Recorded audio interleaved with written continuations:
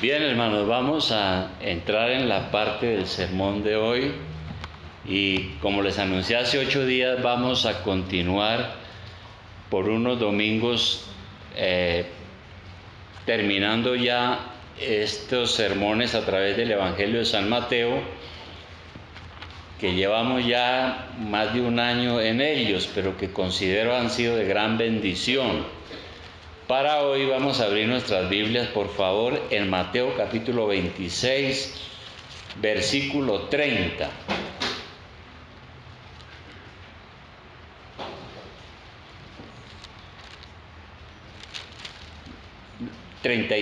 Mateo 26, 36.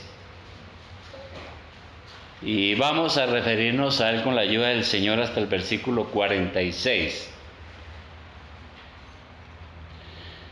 Bien, tal vez muchos de nosotros hemos leído ya este pasaje.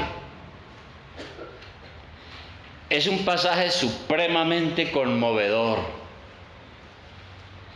y tiene una gran enseñanza sobre una de las cosas más difíciles que nosotros tenemos que enfrentar en la vida, y es la rendición de nuestra voluntad a la voluntad de Dios. Porque nuestro pecado nos hace rebeldes, nos hace desobedientes, y es de las cosas más difíciles que uno aprende en la vida cristiana, pero necesarias para madurar. Entonces, de eso trata este pasaje, y el Señor Jesucristo nos da un gran ejemplo en esto. De manera que lo primero que encontramos aquí en este pasaje es una confesión del Hijo de Dios. Una confesión es una declaración, algo que se comunica. Vamos a leer del versículo 36 al 38, dice así. Ahora recordemos que hace un poquito tiempo se ha celebrado la Cena del Señor. Es de noche. Y están aconteciendo todos, y ya pronto vienen a capturar a Jesús para matarlo, para crucificarlo. Entonces dice el versículo 36, entonces llegó Jesús con ellos a un lugar que se llama Getsemaní, y dijo a sus discípulos, sentaos aquí entre tanto que voy allí y oro. Y tomando a Pedro y a los 2 hijos de Zebedeo, comenzó a entristecerse y a angustiarse en gran manera. Entonces Jesús les dijo, mi alma está muy triste hasta la muerte. Quedaos aquí y velad conmigo. De manera que dice aquí el registro evangélico que el Señor comenzó a entristecerse. Y en el original griego yo estuve investigando qué es esa palabra, qué se quiso decir. Y allí traduce la idea de experimentar un dolor profundo y emocional. No es la tristeza que uno siente a veces por ahí pasajera. Era una tristeza profunda, dolorosa, que experimentaba un dolor severo, muy intenso. Y dice que comenzó también a angustiarse. Y angustiarse transmite la idea de preocuparse sumamente. Y por eso el Señor dice, mi alma está muy triste hasta la muerte. Es decir, que el Señor estaba atravesando por un dolor en el alma, casi de esos que lo matan a uno. Y la idea entonces es que cuando uno se encuentra rodeado de presagios y está sumido en profunda tristeza, se experimenta esto. Ahora, uno podría pensar y uno puede pensar, bueno, pero ¿qué le sucede al Hijo de Dios? ¿Luego no es Dios? ¿Por qué siente tal dolor en su alma? Pero hermano, nosotros no tenemos que olvidar que Él era un hombre como nosotros, un ser humano como nosotros. Era Dios, pero era un ser humano también. Y la Biblia dice que fue un hombre de dolores, fue varón de dolores. Experimentó el quebranto durante toda su vida. Y por eso nos amó y llegó hasta al final para rendir su vida por nosotros. Él conocía las aflicciones. Había sido humillado y perseguido muchas veces hasta el final. Y por eso el profeta Isaías, vamos a mirar este pasaje, Isaías capítulo 53, versículo 2, siglos antes, él dijo algo de lo que el Señor Jesucristo fue en su vida y cómo era Él. Isaías 53, 2, 5. Vamos a leer, aunque usted puede leer hasta el versículo 12, todo el capítulo, que es muy interesante, una profecía sobre Jesús, muchos siglos antes. Y dice aquí Isaías lo siguiente, Isaías 53, 2, dice: subirá cual renuevo delante de él y como raíz de tierra seca. No hay parecer en él ni hermosura, le veremos más inatractivo para que le deseemos. Despreciado y desechado entre los hombres, varón de dolores, experimentado en quebranto, y como que escondimos de él el rostro, fue menospreciado y no lo estimamos. Ciertamente llevó él nuestras enfermedades y sufrió nuestros dolores, y nosotros le tuvimos por azotado, por herido de Dios y abatido. Mas él herido fue por nuestras rebeliones, molido por nuestros pecados. El castigo de nuestra paz fue sobre él, y por su llaga fuimos nosotros curados, espiritualmente hablando, ¿no es cierto? Entonces, ¿qué fue lo que lo afligió tan profundamente al Señor allí en el huerto de Getsemaní? ¿Qué le causó ese profundo dolor en el alma, casi hasta la muerte? Nuestro Señor sabía con seguridad que Él tenía que cargar con los pecados de todos nosotros. El Señor sabía que tenía que sufrir por su pecado, por el pecado nuestro. Y el asunto es este: Él, que nunca cometió pecado, que fue impecable en su alma, tenía que ser sacrificado por los inmundos pecadores y con su muerte pagar el castigo que usted y yo merecíamos en la cruz. Y lo hizo con gusto. Pero él tenía que identificarse con el pecador en la cruz del Calvario. Tenía que someterse a ser maldecido por Dios en la cruz. Porque la ley era clara, decía: maldito es todo el que sea crucificado. Maldito el que sea colgado en un madero. Y él murió en un madero como un malhechor, de manera injusta, pero lo hizo para pagar el castigo que usted y yo merecíamos.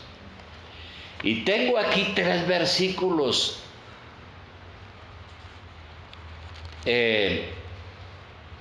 muy maravillosos sobre esto que acabo de decir. El primero es Gálatas 3:13. Gálatas 3:13, lo que enseñó el apóstol Pablo. Él dice lo siguiente, Gálatas 3:13, dice: Cristo nos redimió de la maldición de la ley.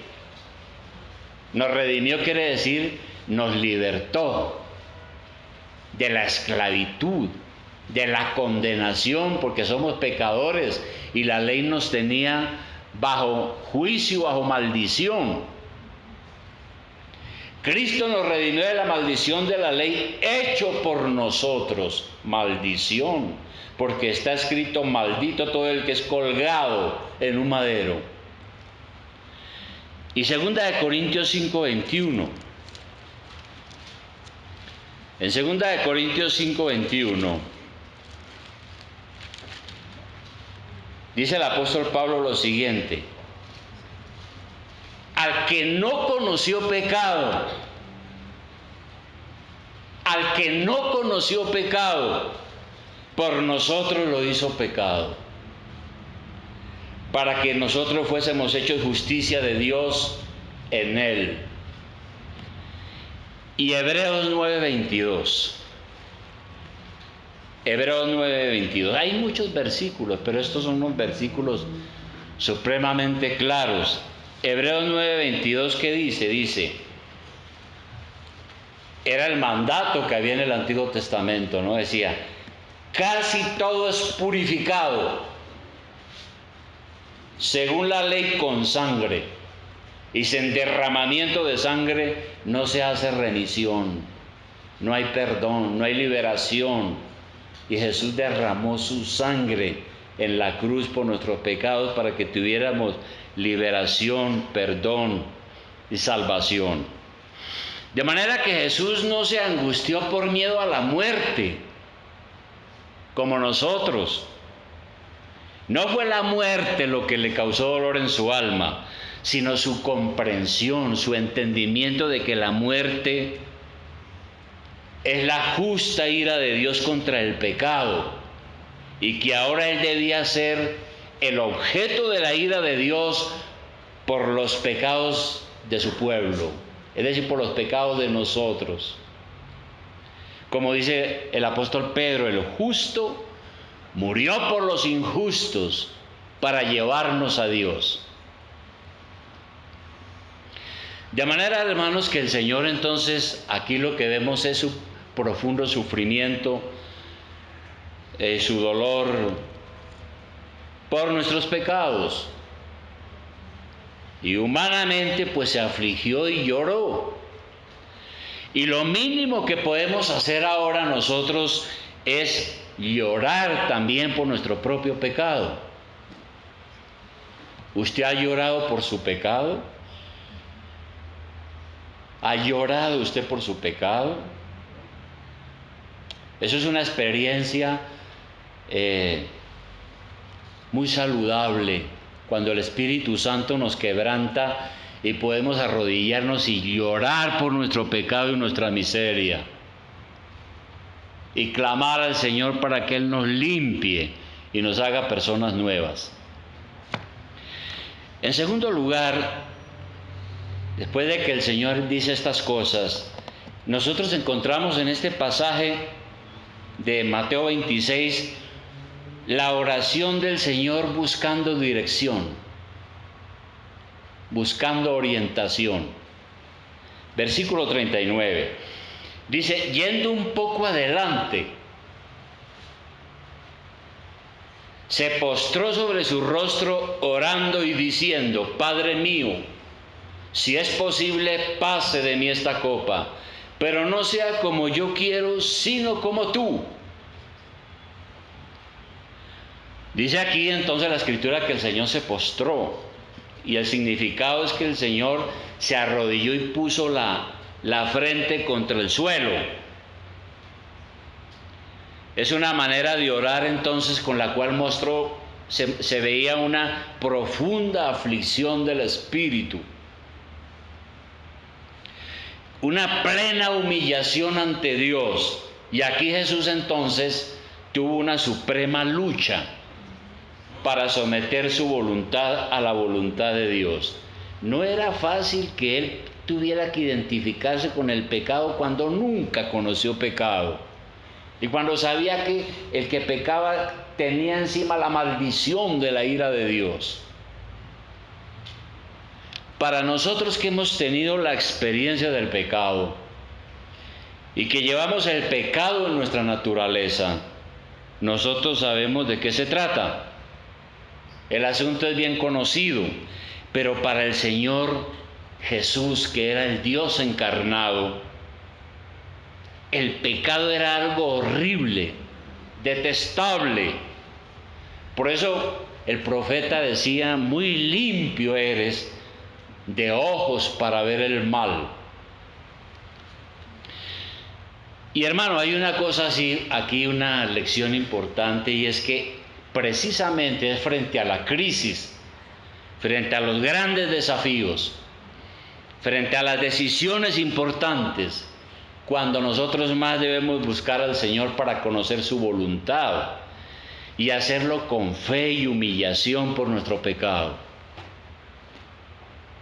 Lo que iba a hacer el Señor no era cualquier cosa. Tenía que cargar el pecado de los millones. Tenía que ser maldito en la cruz para poder sufrir el castigo. Por eso busca al Señor frente a esta tremenda decisión. Lo mismo debemos hacer nosotros. Un tercer aspecto que veo allí de este asunto es que la oración del Señor también fue una oración frente a la tentación. Versículo 39.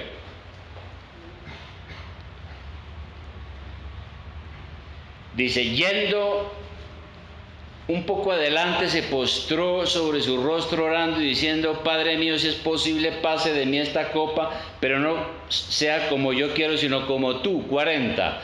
Vino luego a sus discípulos y los halló durmiendo. Probablemente eran como las 12 o 1 de la madrugada.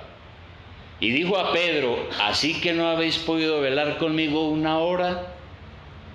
Velad y orad para que no entréis en tentación. El espíritu a la verdad está dispuesto, pero la carne es débil.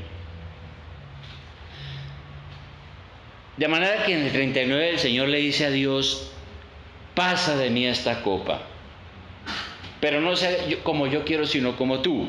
La copa significa figuradamente la prueba que él tenía que pasar. Eso significa la copa. Nosotros aquí tenemos una expresión también, cuando alguien está pasando una prueba difícil, decimos, tuvo que pasarse un trago amargo. La copa es la prueba que el Señor tiene que pasar. Ahora, el Señor sabía, o mejor, si el Señor sabía claramente a qué había venido y sabía que su muerte era necesaria para salvarnos, porque su muerte era conforme a un decreto eterno de Dios, ¿por qué ahora pide a Dios que lo libre? Parece contradictorio, porque es imposible que Dios revoque un decreto. La muerte de Cristo por nuestros pecados fue un plan eterno entre el Padre y el Hijo en la eternidad, y fue un decreto, y el Señor vino a cumplir ese plan perfecto de Dios de salvarnos, y el Señor lo sabía. Frecuentemente le dijo a sus discípulos, yo sé a qué he venido. Cada rato les anunciaba su muerte. ¿Por qué ahora está pidiendo entonces que Dios lo libre? Parece contradictorio. Pero nuevamente recordemos que Jesús es un hombre. Y al experimentar lo terrible de la prueba, clama al Señor diciéndole, Señor, si es posible, puede que haya otra manera de hacer este trabajo, de salvar a la humanidad. Pero de todas maneras, hágase tu voluntad. Es un misterio que no entendemos a veces completamente, pero es una de esas oraciones que uno hace en medio del desespero. Él experimentó un dolor y una angustia que solo Dios hombre puede vivirla. Nunca nosotros experimentaremos lo que el Señor experimentó aquella noche. Y el Señor le dice a sus discípulos, pues velen y oren, permanezcan vigilantes para que no entren en tentación. Y esto es otra enseñanza grande, porque si uno se mantiene espiritualmente despierto, si tenemos un corazón y una mente alerta y vigilante, entonces vamos a vencer las tentaciones.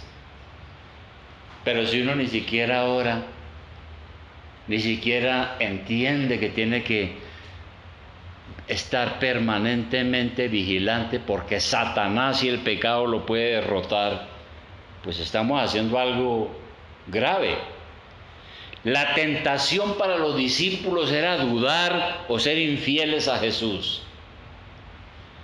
Si en esa hora de la noche Jesús experimentó la debilidad de su propia naturaleza humana, aunque era Dios, recordemos que Él tenía una doble naturaleza, era Dios y era hombre. Si Él experimentó eso y tuvo la necesidad de orar, mucho más necesitaban orar los discípulos. Y el Señor les dice, la carne es débil. ¿Y qué es la carne? Aquí se refiere a nuestros deseos pecaminosos. Dice, la carne es débil, pero el espíritu está listo. El espíritu se refiere a nuestra alma, a nuestra vida espiritual, la cual puede tener comunicación con Dios. Entonces el Señor le dice, tengan cuidado con sus deseos pecaminosos, oren. Y hermano, mire, no olvide esto. Nuestros deseos carnales nos alejan de la oración. Pero tan pronto nos ponemos de rodillas, se inicia una comunicación con Dios que vence la tentación. Como humanos somos débiles ante la tentación. Por lo tanto, debemos orar permanentemente, fortalecidos por el Espíritu Santo. Si usted deja de orar, empieza a alejarse. Empieza a alejarse. Y la tentación y el pecado empiezan a ganar terreno en la vida suya. Por eso el Señor dijo, oren, estén despiertos. La carne es débil, pero el espíritu está listo. Y hay una cuarta cosa aquí también sobre este asunto de la oración, y es que el Señor oró con persistencia. Fue una oración persistente. Versículo 42. Dice, de Mateo 26, sigue diciendo la palabra, dice, otra vez fue y oró por segunda vez, diciendo, Padre mío, si no puede pasar de mí esta copa sin que yo la beba, hágase tu voluntad. De manera que entonces el Señor ya había orado, pero vuelve y lo hace otra vez. Persiste en la oración a su Padre. Pero con esta experiencia dolorosa y angustiante, Jesús está aprendiendo. Nosotros sabemos que Dios, el que quiso todas las cosas, el Creador, se encarnó y se hizo hombre. Fue un niño. Fue bebé, fue un niño después. Fue a la sinagoga y aprendió a leer y escribir. Y era Dios. Y estuvo sujeto a su padre y a su madre y aprendió la obediencia. Pero hasta el último momento el Señor, en este dolor y en esta angustia, está aprendiendo lo que significa ser obediente. Y eso está revelando la obediencia que el Señor tuvo hasta que logró obtener la victoria. Y el efecto de esa súplica de Dios, de Jesús, el Hijo de Dios, el efecto de esas súplicas agonizantes se menciona en Hebreos capítulo 5, versículo 7. Hebreos capítulo 5, versículo 7. Miren lo que dice el autor a los Hebreos, en concordancia con todo lo que estamos analizando. Hebreos 5:7 dice, y Cristo, en los días de su carne, o sea, cuando estuvo en este mundo, cuando caminó por aquí con un cuerpo humano, débil, ofreciendo ruegos y súplicas con gran clamor y lágrimas al que le podía librar de la muerte, fue oído a causa de su temor reverente. Y aunque era hijo de Dios, el único, por lo que padeció, aprendió la obediencia. Y habiendo sido perfeccionado, vino a ser autor de eterna salvación para todos los que le obedecen. Entonces aquí nos enseña que el Señor aprendió la obediencia como humano también, a someterse a su Padre Celestial, a orar en la crisis y en la necesidad, a buscar a Dios para obtener de la fortaleza y todo lo que necesita. De manera que aquí la Biblia nos dice que él fue y oró por segunda vez y le dijo al Señor: Señor, si se puede evitar, pues bien, pero si no, hágase tu voluntad. Pero en esta oración del Señor vemos que él está reprimiendo sus sentimientos también. Y cuando él entiende, orando, que la voluntad de Dios es que él se tome la copa, es decir, el sufrimiento de ir a la cruz, entonces rápidamente él se somete y se coloca en un estado de obediencia. Y eso nos da una poderosa lección. Muchas veces nosotros oramos y queremos que nuestros deseos sean cumplidos, pero Dios responde de manera diferente. La primera oración del Señor: Señor, no hay manera de que esta copa yo no la beba y haya otra manera de hacerlo. Vuelve la segunda vez y dice lo mismo, pero en la segunda vez ya está aceptando. Así como la voluntad de Dios para Jesús fue pasarlo por el suplicio, así a veces Dios nos responde pasándonos por la prueba, para que aprendamos y maduremos en la fe. Lo que pasa es que nosotros los seres humanos no queremos sufrir, odiamos el dolor. Y estamos en un mundo que es un mundo gratificante, ¿no? Pero a veces Dios nos responde de la manera que no esperamos, porque nuestra vida es una profunda lección divina, porque somos escogidos de Dios. Dios nos está preparando y tenemos que aprender esa obediencia como el Señor, con una gran diferencia. Y es que nosotros, cuando estamos en la prueba, a veces somos rebeldes y hacemos pataleta, mientras que nuestro Señor, cuando entiende cuál es la voluntad de Dios y entiende que la voluntad de Dios es beber la copa, inmediatamente se coloca en disposición para obedecer y le dice a Dios: hágase tu voluntad, yo quiero cumplirla, me someto a ella. Por eso, hermano, yo estoy de acuerdo en que una de las oraciones más temerarias es decirle al Señor: hágase tu voluntad en mi vida. Yo le he orado al Señor eso muchas veces, le he dicho: Señor, hágase tu santa voluntad. Y me atrevo a decir que lo he hecho en mi ignorancia. Porque cuando Dios nos revele su voluntad por medio de los acontecimientos futuros, quizás no sea como esperábamos y tal vez sintamos el deseo de echarnos para atrás.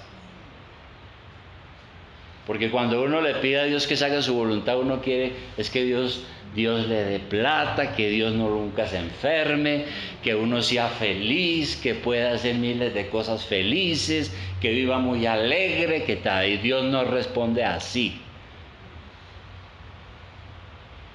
Y le decimos: hágase tu voluntad, y después Él hace la voluntad y entonces no nos gusta, porque es dolorosa a veces. Pero si somos hombres y mujeres de fe, y el amor de Cristo está en nosotros, vamos a ser fortalecidos por el Espíritu Santo para vencer los miedos y arrojarnos en las manos de Dios, como lo hizo el Señor Jesucristo.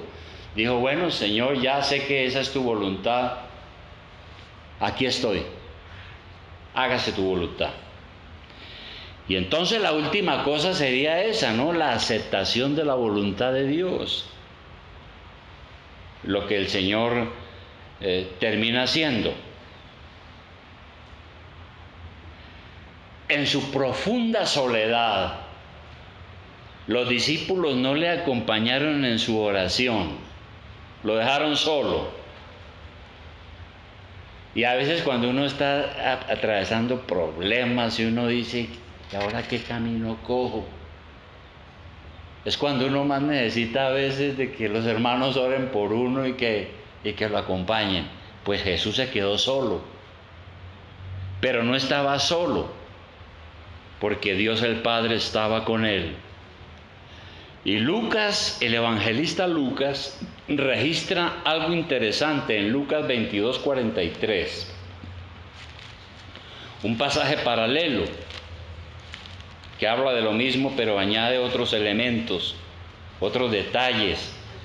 Lucas 22:43. Voy a leer desde el 42. Lucas 22:42 dice que el Señor oró diciendo, Padre, si quieres pasa de mí esta copa, pero no se haga mi voluntad sino la tuya. Y se le apareció un ángel del cielo para fortalecerle.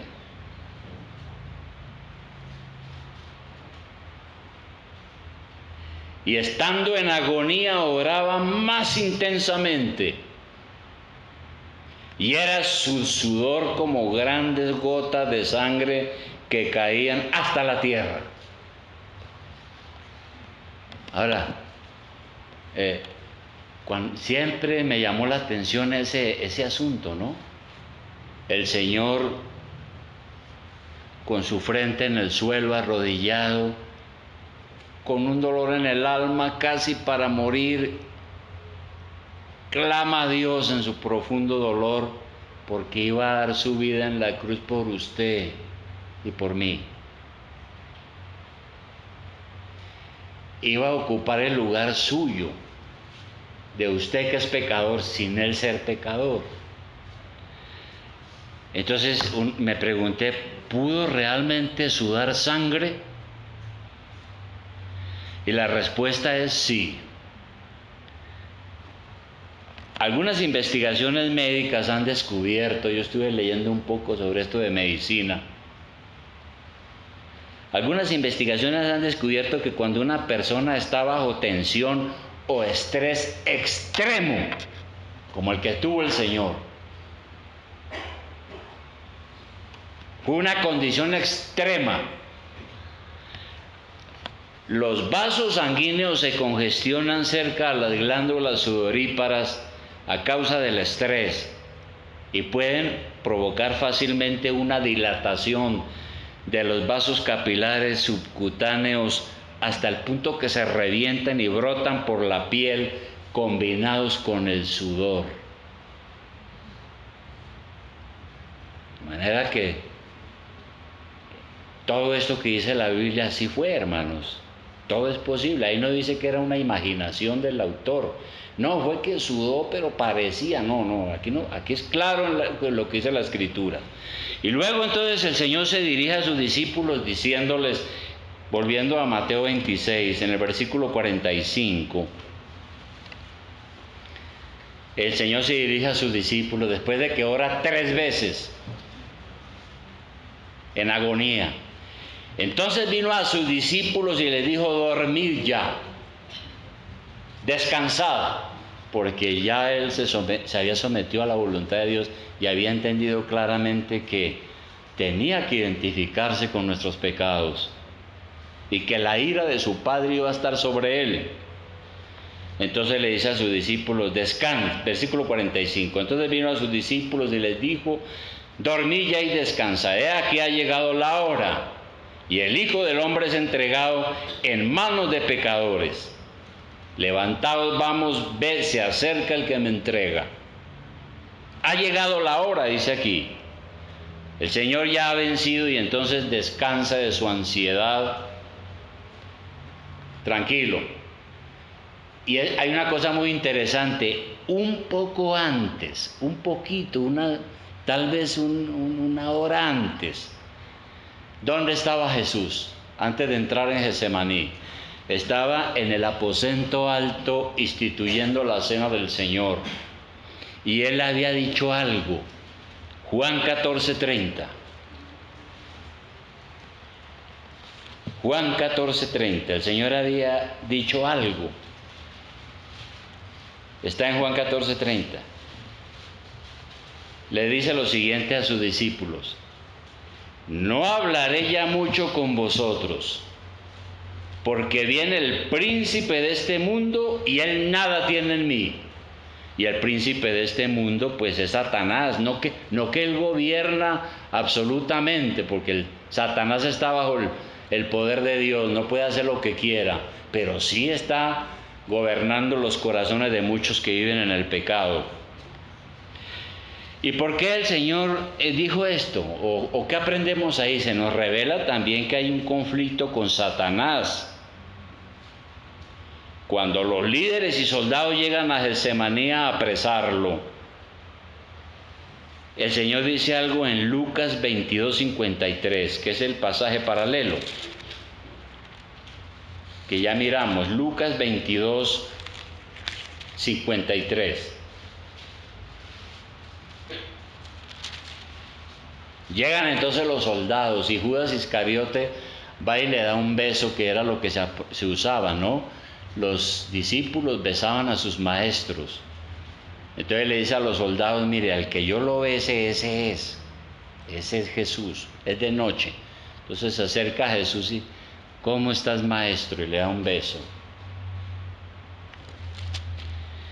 Entonces dice en el versículo 52 de Lucas: y Jesús dijo a los principales sacerdotes, a los jefes de la guardia del templo y a los ancianos que habían venido contra él: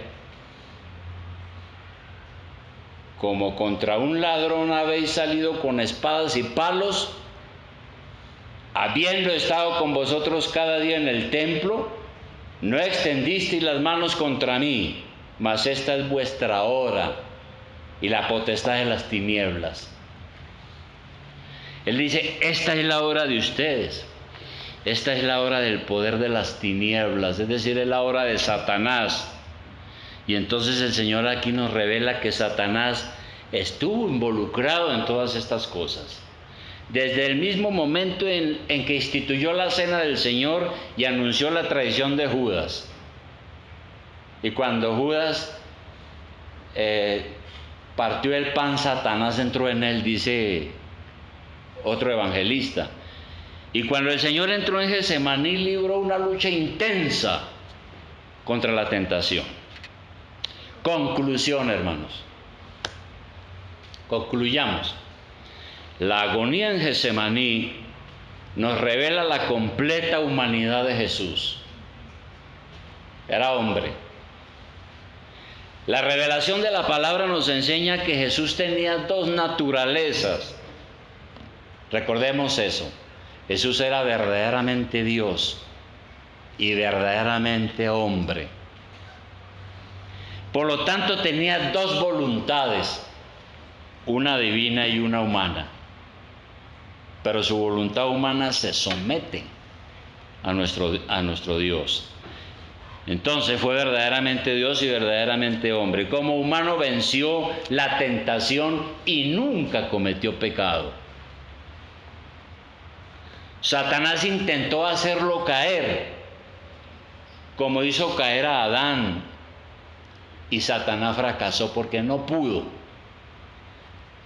La vida de Jesús nos enseña que la oración, entonces, también es una necesidad vital para el cristiano. La oración es vital para el cristiano. Es una necesidad como comer o respirar. Por eso decimos que es vital. Si uno no lo hace, se muere, espiritualmente hablando. Si uno está orando, estará vigilante contra la tentación. Es posible que eventualmente nosotros podamos estar expuestos a profundas pruebas.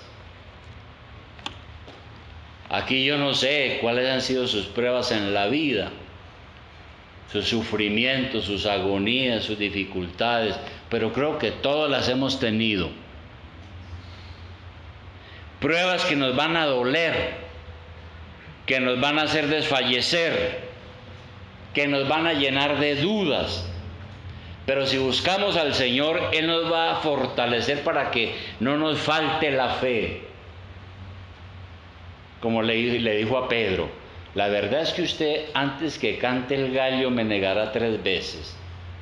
Satanás me ha dicho que lo pruebe a usted. Y yo le he dado permiso y he orado para que su fe no falte. Tenemos que buscar al Señor para fortalecernos en la fe que Él nos ha dado. Y finalmente entonces tenemos que hacernos una pregunta, hermanos. ¿Cómo respondemos ante las contingencias de la vida? ¿Qué es una contingencia? Una contingencia es algo que puede pasar o no puede pasar. Aquí ninguno estamos exentos de que nos puedan pasar cosas graves. Una enfermedad letal, un accidente terrible. ¿Cómo respondemos ante las contingencias de la vida? ¿Cómo responde usted? Aunque se deprima, llore, le duela, ¿usted termina confiando en el Señor y sometiéndose a su voluntad? Eso es muy triste cuando una persona empieza las cosas no le salen como es y entonces se desanima, ya no vuelve a la iglesia, no ora, no lee la Biblia, se pone bravo con Dios y le dice: yo no esperaba otra cosa, eso no fue lo que yo oré. Bueno, no se lo dice de frente, pero se lo da a entender. Terminamos confiando en el Señor y sometiéndonos a su voluntad. Recuerde lo que dijo el apóstol Pablo en Romanos 8:28, ¿no? El apóstol Pablo en Romanos 8:28 dijo lo siguiente. Dijo, Romanos 8:28, dijo: y sabemos, él estaba seguro, y sabemos que a los que aman a Dios, todas las cosas les ayudan a bien. Esto es, a los que conforme a su propósito son llamados, porque a los que antes conoció, y el Señor nos conoció desde antes de la fundación del mundo, también los predestinó para que fuesen hechos conformes a la imagen de su Hijo, para que Él sea el primogénito entre muchos hermanos. Aquí dice que a los que antes amó, y los que aman a Dios, todas las cosas les ayudan a bien.